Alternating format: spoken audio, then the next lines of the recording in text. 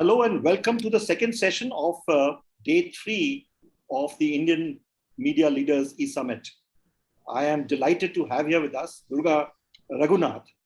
Now, Durga Raghunath is head of news partnerships at Google. But I must tell you, I've known a bit about her. I've tracked her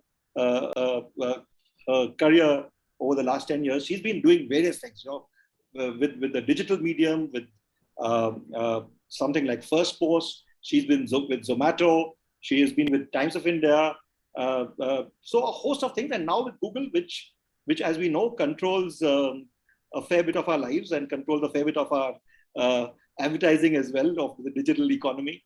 Over to you, Durga, and over to your presentation. And then we will look at questions from the audience. Those of you who have questions, please feel free to ask, and you can ask them as it is. I know Durga will be able to respond to them as they should be. Over to you, Durga.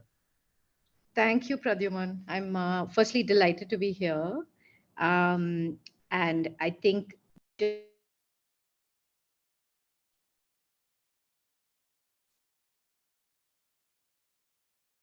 You are on mute. You're on mute. Can you hear me now? Yes, we can hear you now. Yeah. Okay. Sorry about that. I just wanted to say I'm delighted to be here. And thank you, Pradyuman, for the kind introduction. I am going to present a little bit of the way Google is participating and engaging in the India ecosystem. And after that, I'm going to open it up for as many questions that you might want to ask. And what I don't know the answers to, I will post my email, and I would love to hear from any of you, and I will get back to you as well. So let me start by saying that I think a lot of what Google does in India is to gather insights of different kinds. And it literally does it in 3 ways, through programs, through different kinds of engagements with via newsrooms, tools, and products, and also with, I think, a fairly substantial and deep respect for what is a very complex and diverse media ecosystem. I'm just going to spend a little bit of time going through each of these pillars. The first one is the programs piece, where over the last year, and I'll constrain myself to 2022 and what we're going to do in a little bit of 2023. There have been a number of in-depth workshops. The way these workshops run is we typically collaborate with WAN-IFRA, INMA, a bunch of associations that help us reach out to as wide an audience as possible. We also reach out to all the publishers that we know, and they sign up for different kinds of workshops they might be interested in. So reader revenue is something that is going on right now as we speak, where over 400 people have registered, including those in Hindi language as well. So it's the first time we've delivered that workshop in Hindi. We've gone through experts talking about, whether from the Economic Times, from different kinds of media institutions, talking about their experience with subscription, how they've tackled challenges, and all participants have learned from it, and they can ask questions as well. We've done this with ads, and we've done it with the startup ecosystem within the media publishing landscape we have in India.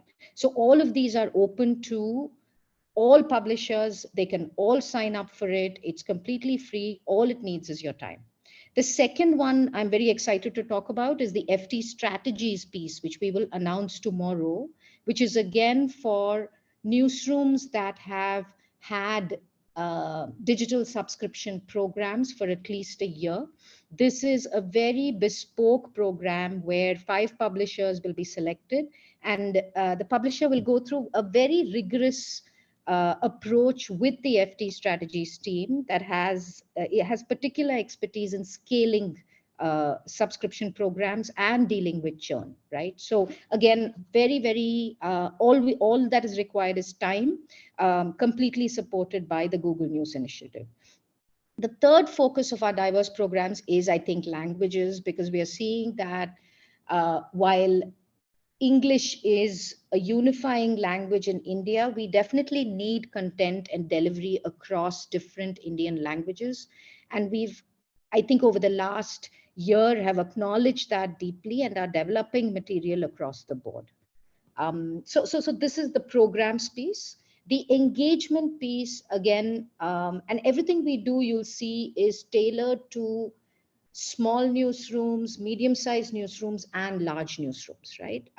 We're also working with different newsrooms across several transformation efforts. So this could be incubating a product. This could be a huge data program which looks at combining personalization, as in user insights, along with ad data, as well as thinking about transformation within your organization. Extremely interesting projects across the board. I'd also like to shift focus to tools, which is, again, a huge investment that goes into developing free to use self-serve tools. NCI Shift is something that I'm going to talk to you about a little bit in detail. We have Pinpoint, which is another tool that lets newsrooms simply scan vast amounts of paper material or PDF material, use AI, and develop a lot of intelligence around them. Then we have our real-time content insights, news tagging tools, as well as Lighthouse, which is an excellent tool to examine how fast, able, and modern your web pages are. From a products perspective, I think this year has been a subscribe with Google sort of initiative, and next year we'll be expanding this even more, where it's a very friction-free approach to getting a user who is coming in through search to very quickly become a logged in user and then a subscribed user. The last one is the News Equity Fund. I'd like to talk a little bit about it, which we announced about a week ago, where, again, small newsrooms or news organizations, or even individuals, 1 to 50 odd headcount, can apply for different kinds of funding. The Innovation Challenge is something we will announce in 2 weeks, where, again, it recognizes innovation across the board, small, medium, and large newsrooms. So I think the larger point that I want to make is that when you zoom out, you will sort of find that there is a certain amount of a broad approach that we take towards, one, helping newsrooms think about their current problems, find what could be areas of improvement, and also plan for the future. So we're thinking of the entire funnel of evolution and using this kind of framework of intervention to move towards sustainability, profitability at an exponential scale for every publisher. I'm going to quickly move to present to you the News Consumer Insight or the SHIFT program, which I think, having spent a little bit of time, or rather a lot of time on the publisher side, I feel is particularly useful. And I wish I had had access to this early on in my journey as well. This is an excellent tool that very, very quickly, over a 2-month period, allows you to have tremendous insights into moving several loyalty parameters, right? And let me explain how. So one is, all you really need, in a sense, is a Google Analytics, enabling Google Analytics on your platform. The minute that happens, you can plug in News Consumer Insights, and it will look at your data in very different ways and also give you a number of actionable insights. Before I move to a demo of the tool, I also want to make the point that this has been live for a while now. There are a bunch of publishers who've actually signed up for the program and seen phenomenal improvements in very critical metrics. I'm going to just switch screens now and show you a bit of a demo. So just give me 1 minute.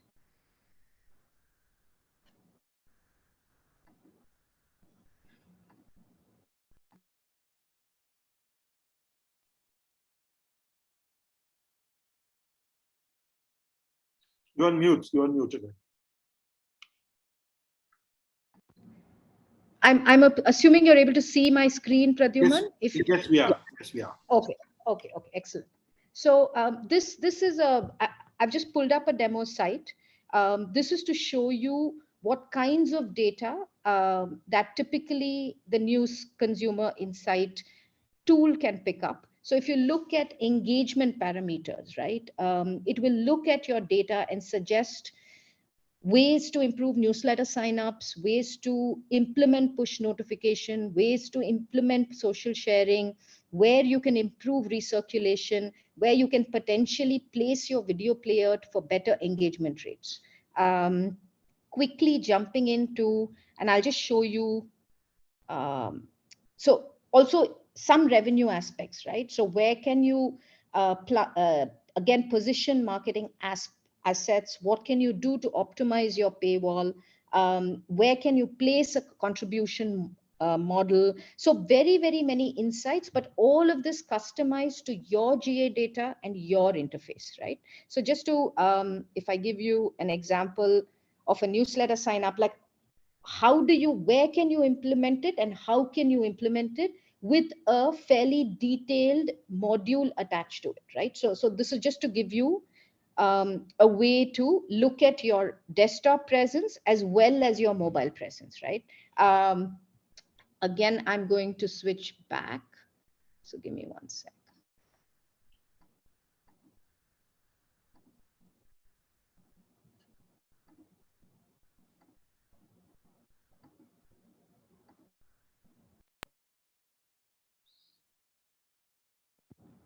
Pradyuman, you can see my screen? Yes, yes. Here too. Here you as well. Okay, brilliant. So coming back to this presentation, I've shown you the model. So just to move you to aspects, ways to think about your audience, which is, I think today when we look at GA, it is a very publisher and content level view, right? I mean, as a publisher or as a news editorial person, one is looking at how well content is doing, where users are coming from, and how you can publish more content or the right content to perhaps look at more readership. A product person looks at it as what are the events that I need to tag such that I might again improve recirculation traffic, improve login, improve direct visits, and thereby get greater engagement for very palpable revenue insights that can lead to better package delivery as well as better CTR for ads, right? So there are different business models that all of you have. It could be advertising, diversified to subscription, diversified to other paid services. And this tool, in a sense, I think brings a lot of acknowledges the diversification of revenue streams within media, but in a very easy self-use way. Just again, like I said, key core problems with core actionable recommendations used widely by magazine publishers, newspaper publishers, digital first publishers across the world. And therefore, in a way, what we are recommending has the backing of excellent metric-based results for a bunch of publishers across the world. How does it work? Very simple. You're signing up for a program. You're looking at 4 to 6 sessions spread across a 2-month period, which are roughly 90 minutes each, where you get a lot of data, a lot of insights, and a lot of actionable recommendations with help for the actionable recommendations. I'm going to stop there. This is my email with questions that you can think of even later to please write to me, and I'm happy to help and answer any ways in which Google can engage better, or if there are any specific problems that I haven't talked about that you have as a publisher that Google could help with. Thank you very much, Durga, for an excellent session. I think you did a fair amount of great work for the publishers with missionary zeal. I think in some time the entire world of newspapers, of newswallas would be doing something with Google. They're already making advantage, using the Google search tool, but there's a fair bit which is being done as well. So the question that has come in is, what are the focus areas for Google, especially in the news media space? So I think, the focus areas definitely come from what are core values, right? So one is this constant organizing of the world's information, which I think is something that is done day in and day out, which is why you're, as publishers, seeing updates to search, updates to YouTube, updates to different kinds of, ad revenue based products as well. So there's a lot of investments that go into making these platforms better for users, and in lieu of publisher feedback, also to increase publisher use, revenue, usage, so on and so forth, right? And the third bit is, I think, there's a lot of positive intervention, Pradyuman. So I think if you go back to the first slide, which is really how can you intervene via programs, therefore a lot of skill building and lot of identification and lots of digital transformation, right? Where I think I have seen at very close quarters how tough it is for media to also grow in what is becoming a very fragmented digital world, right? So how can we put the news publishers' interest first and foremost is something I think a lot about and have thought over my years in the news industry. And finally, I think a lot of reward and recognition, right? Which is why you're seeing the innovation program, the news equity fund, I think to one, reward and package what is going on in India and the region to the world, as well as to be able to provide impetus so that scale might happen.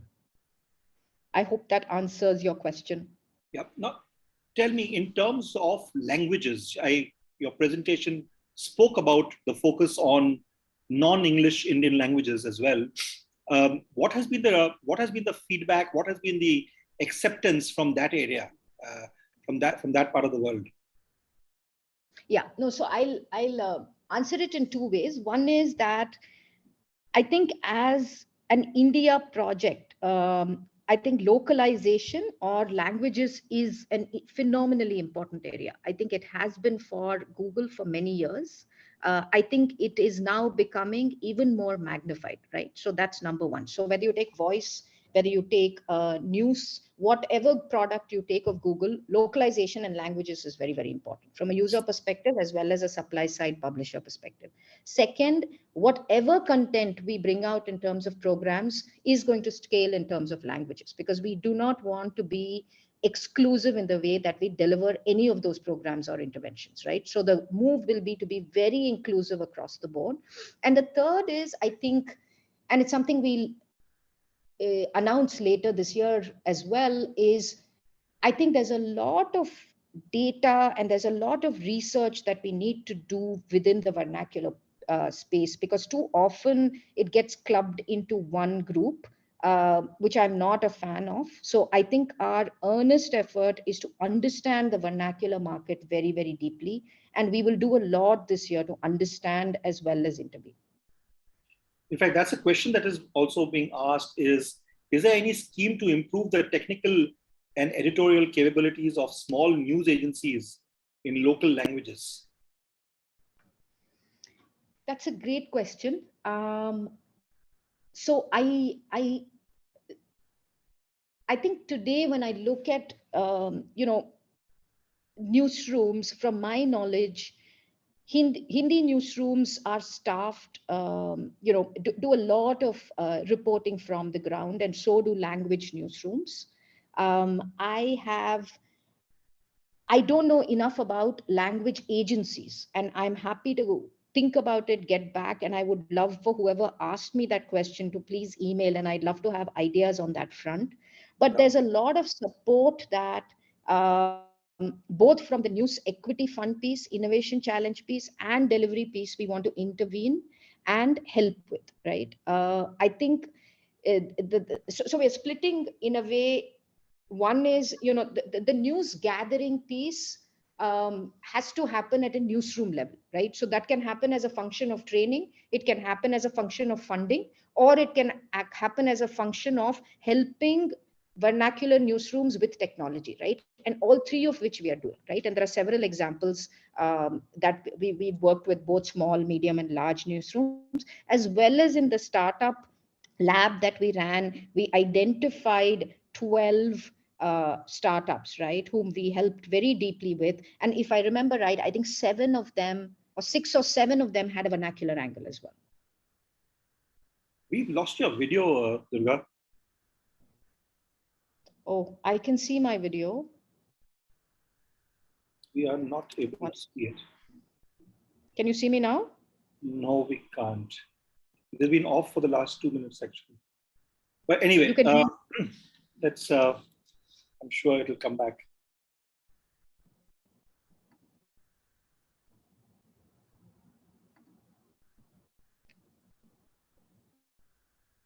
Can you see me now, Pradyuman? No, I can't. I can't. But it's okay. Let's look at the. Yeah, now I can. Now I can. So a question that has come in is: can you please give us a use case study of NCI and how it benefited the publisher? Yes, sure. So I think there was a slide in my presentation, Right. Where I talked about a few brands, right? And I'll talk a little bit about I think the New Yorker, right, which was saw a 20% increase in subs sold. I'll also talk about a contribution example where with the New Yorker, when via using the NCI tool, they found out that only 20% of their users were actually seeing the subscription communication, right? When they use the insights from the NCI Shift tool, they realized that it was where they were placing it. They had initially placed it on the homepage, they had placed it on some story pages, but not all story pages, right? So one, they did an audit of their message coverage across the board and increased the message coverage substantially. Second, they looked at A/B tested 2-3 different kinds of designs for subscriptions, right? Like, what is it that you can offer in terms of packages, right? Should we do monthly, quarterly, yearly, 2 years, and so on? And this allowed them to also zero in on 2 packages rather than 4. They realized that users were getting confused. And by simplifying the packages as well as increasing the coverage, they saw a substantial increase in subs, right? So I think the audit in a way lets you understand what is your audience primarily, right? Do you have too much of a casual readership, which most publishers tend to have, and too little of a loyal readership? And therefore, in the middle, those who are the most likely to become loyalists, or who are the most likely to subscribe. And therefore, it helps you target the right cohort rather than targeting the right template. If that, again, does that answer the question? Yeah, I think it does. It does. Durga, you've spent, I would say, a lifetime on the other side of the fence with publishers. Very recently, you were with the Times of India. You've spent time with the Indian Express, with the News 18, etc.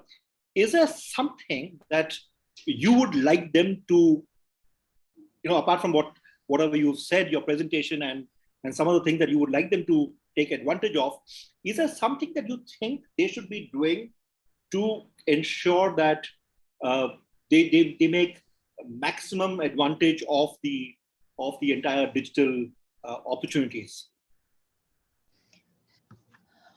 Great question, Pradyuman. So I think my biggest sort of learning is, after coming to Google, that I think the basics matter. I think what one takes for granted, right? a digital experience that is very performance first, that's fast, that's simple, that's easy for users to access, is hugely important, right? That almost immediately helps across the board in better search indexing, right? So one, if you have, I'm sure performance is a focus, but please make performance, I think, doubly important in the way that you think about users accessing your digital experience. Number two, I think Google Analytics and the way you use Google Analytics is very, very, very important. I think we all perhaps use it in a sort of, I mean, superficial is the wrong word, but we've used it in the same way for too long, right? So I would urge you to look at Google Analytics as a very comprehensive tool and explore the suite and see how you can better integrate, check your news tagging, and also think about insights as a very core part of your business, right? That data and insights, I think, is going to be invaluable for every publisher to figure out what are the ad packages and how do you want to serve it, whom do you want to serve subscription to, and whom do you want to get logged into your experience, right? I think all three behaviors are becoming very important. And the third big signal is quality. I think quality as a function of whichever language you're publishing in, please publish with the right principles of, I think, the language in the right way, right? Even basic things like spelling errors, just ads in the middle of, too much advertising on a page, like, things like that, which are just basic elements of templates too. I would urge and say that, just keeping that balance right, I think is terribly important. I mean, apps is a completely different ballgame, Pradyuman, and I'll have to do a totally different session on that. I'm not going to touch on it, but I think that again is a huge piece, and in the future will be very critical in not only getting the right CPMs from an ad perspective, as well as getting the right cohort into loyalty and subscription. And is there a message that you would like to give media owners? Because at the end of the day, as executives, there's just this much that one can do. But is there a message that you would like to, give to media owners? I was in a session with Harish Bhatia, who's president of revenues at Dainik Bhaskar, and we were talking about New York Times and the way it has transformed itself from a newspaper company to a news company, and really become so big and on the cutting edge of technology. Is there a message that you would like to give to newspaper owners, especially because they are the key folks who are attending this, and and people can send messages to their bosses from here? No, absolutely. I think I would very, very much urge you to take integration very, very seriously. I think we've talked about it a lot, but I think a lot of newsrooms still look at digital and print or digital and broadcast as separate teams. I think you have to think about integration from the ground up, right? When you look at the New York Times model, they are very clear about what is an upstream print event and what is a downstream print event, and vice versa, right? What is digital first is a very deep question. It should not be thought of in a shallow way. So I would urge newsrooms to be very, very brutally honest about what they can afford to have as digital first, or what they must have as digital first before thinking of preserving these walls, right? Like, I think truly break down the walls from a journalism, content, and publishing perspective. I think that is something that I've tried to do all my life, and I really hope that that happens in earnest over the next 5 years. Second, I think the big learning, right, from those who've transformed and become subscription first and sustainable is that they have a long-term vision, Pradyuman, right? They have a long-term vision and they have the patience to execute quarter on quarter, despite, and I know how tough it is to run a quarter on quarter business. I've done it. I know that there are many pressures, and I know we are going through harsh times, right? Economically as well. I know it's not easy, but I think one vision which has to stay the course. Now that can be, we are going to go premium advertising. We are going to go subscription first. We are going to go video first. Whatever that vision is, I would really strongly urge that please have the patience to stay that course for 3 years, right? Because you will succeed if you stay the course. I mean, those two messages would be my primary thoughts, Pradyuman. And let me ask you this question. Let me put you into a bit of a spot. Where do you see, in a scale of 1 to 10, how everybody talks about we are digitally first, we are digitally hot, we are doing this, that, and the other. Scale of 1 to 10, and now that you are on the other side of the fence, where do you see Indian news publishers? Where are they today? The ideal situation, and 0 being, absolutely rock bottom. Where do you see Indian news publishers in terms of truly being digitally first, truly understanding exploiting the capabilities of the medium?